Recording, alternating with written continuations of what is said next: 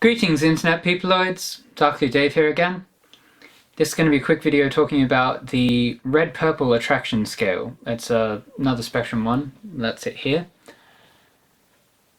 This is quite similar to the Kinsey scale in that it's a scale between 0 and 6 that characterizes same-sex and opposite-sex attraction,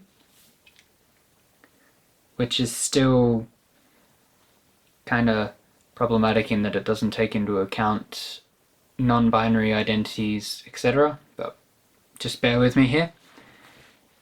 The orientation goes from 0 to 6, with 0 being exclusively attracted to the opposite sex and 6 being exclusively attracted to the same sex.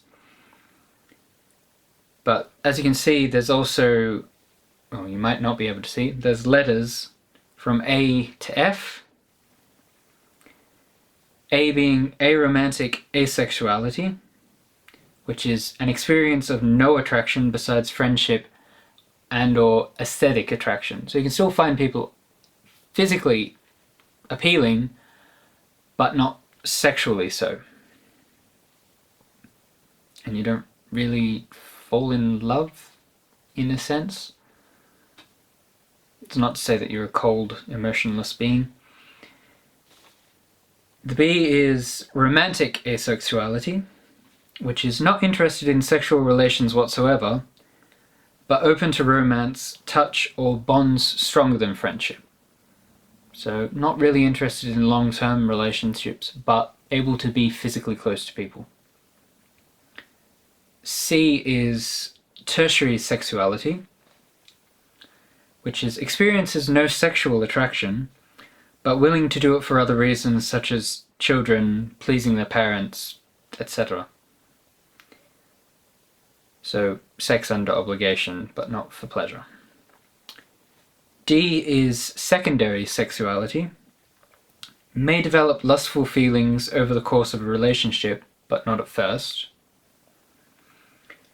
E is primary sexuality, which is sexual desires established from the get-go, even if not acted upon. However, other components such as companionship are essential to these individuals. D and E is where most people will likely fit in. F is hypersexuality. Sex is the be-all and end-all purpose of any relationship. Everything else is just a consolation prize or a means to an end. So, sex is the primary goal.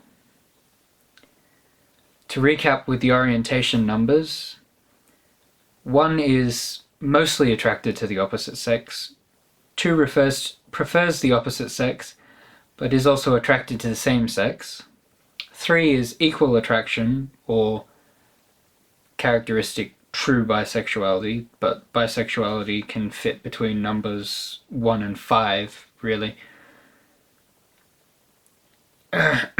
Number 4 prefers the same sex, but also attracted to the opposite sex, and 5 mostly attracted to the same sex.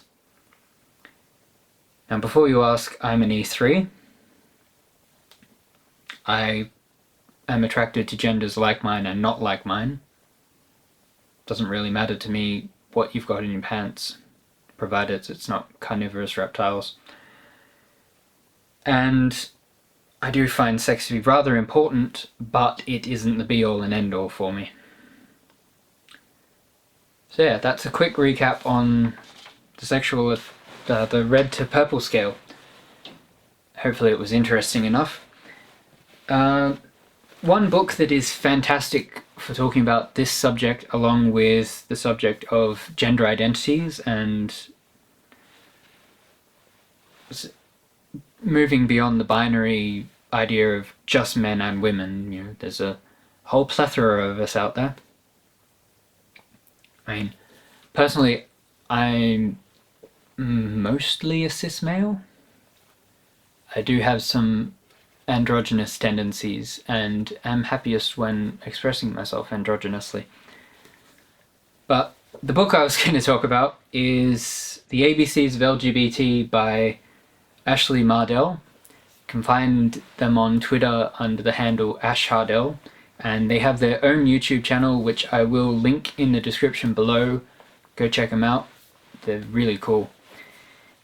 And they're an excellent source of information on LGBT stuff aside, along with other things, but mostly their LGBT channel. I've lost my bottle. What was I going to say? That's it, mostly.